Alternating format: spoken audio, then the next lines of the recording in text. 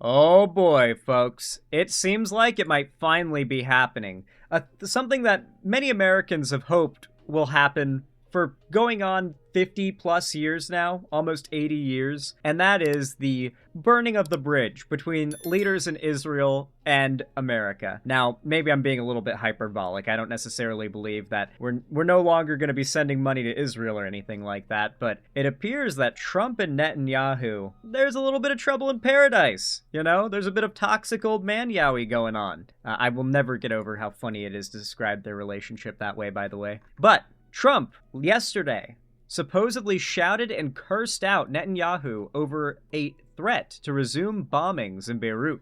The angry phone call took place over Iran, or after Iran said it would suspend talks with the U.S. over Israel's Lebanon campaign.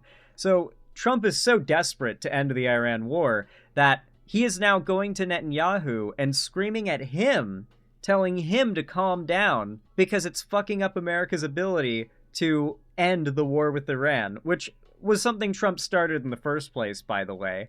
Like, the amount of fumbling on Trump's part here is amazing, but the fact that it might result in him turning on Netanyahu, and keep in mind, if any president's ever going to turn on Netanyahu, it'd be Trump.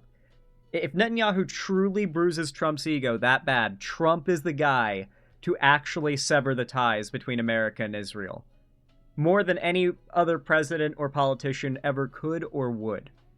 Let's be real, that is absolutely the case. So this could go in a really crazy direction, but we'll see. Donald Trump angrily confronted Benjamin Netanyahu over Israel's threats to resume airstrikes on Beirut's southern suburbs, according to a report. "What the fuck are you doing?"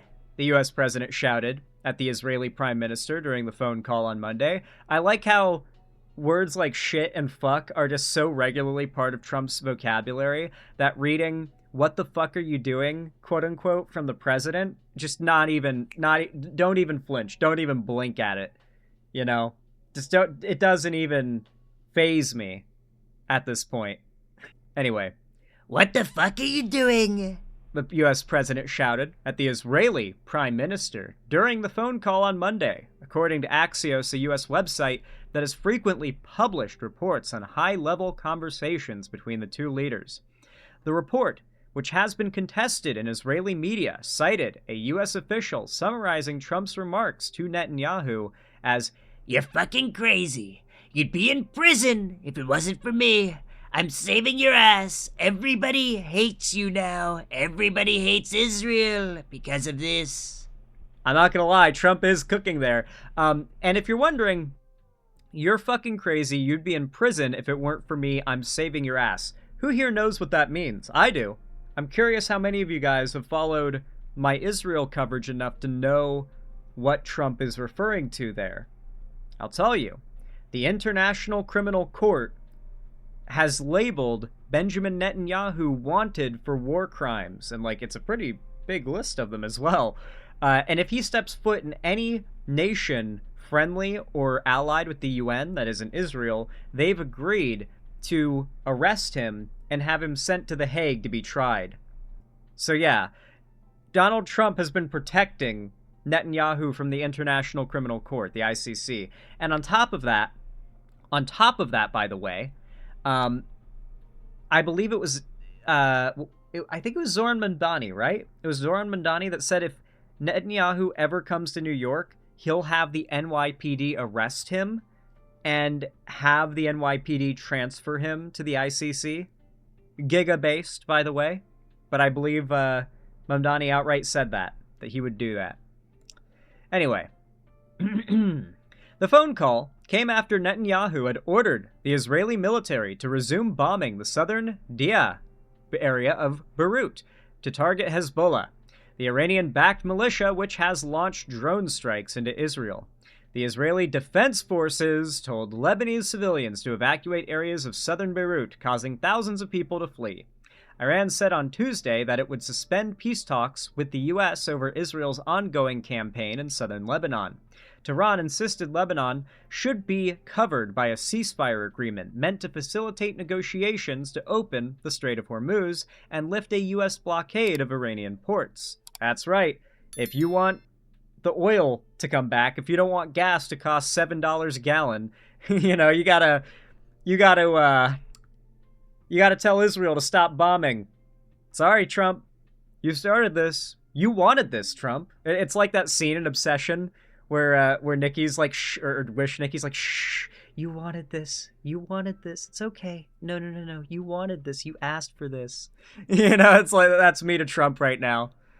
The phone call between Trump and Netanyahu came on the heels of that announcement, which would effectively freeze talks days after Trump had claimed negotiators had reached a preliminary deal that he was considering whether to sign.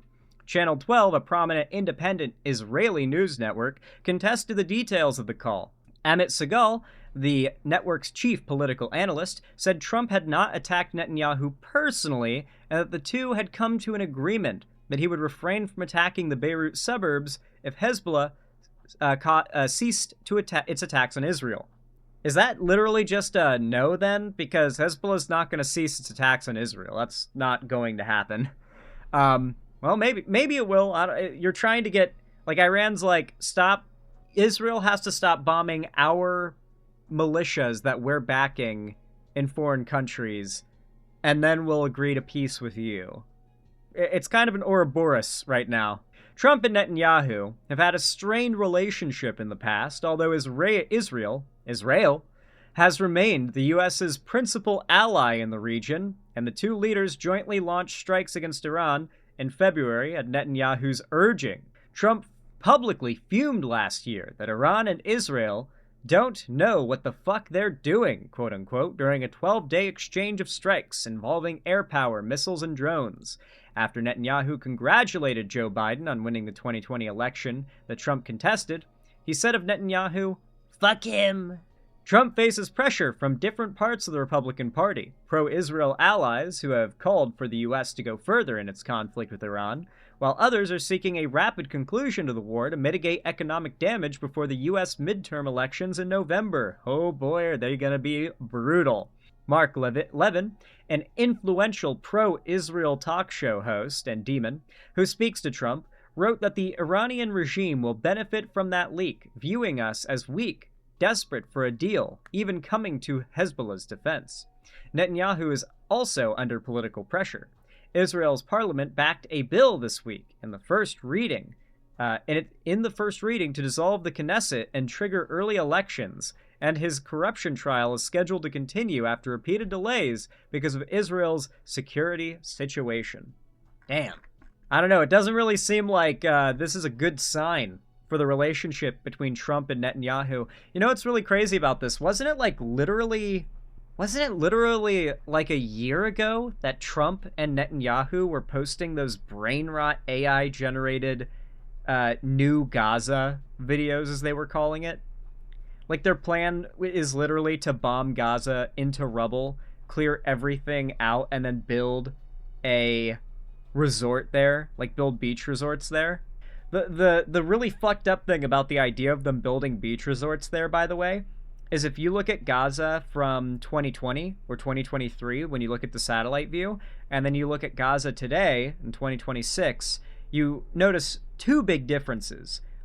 Obviously, all the buildings are gone in one of the images, but also if you look at the water, before all the bombings, the water is like bright blue. It's that like Mediterranean beach, bright blue. It's gorgeous. Like, the beaches in Gaza look amazing back in like 2020 before the mass bombings. You know, the water is gorgeous, it's blue. I mean, you go a little bit up the coast and you're in Israel, where some of the most popular beaches in the world are, so it makes sense.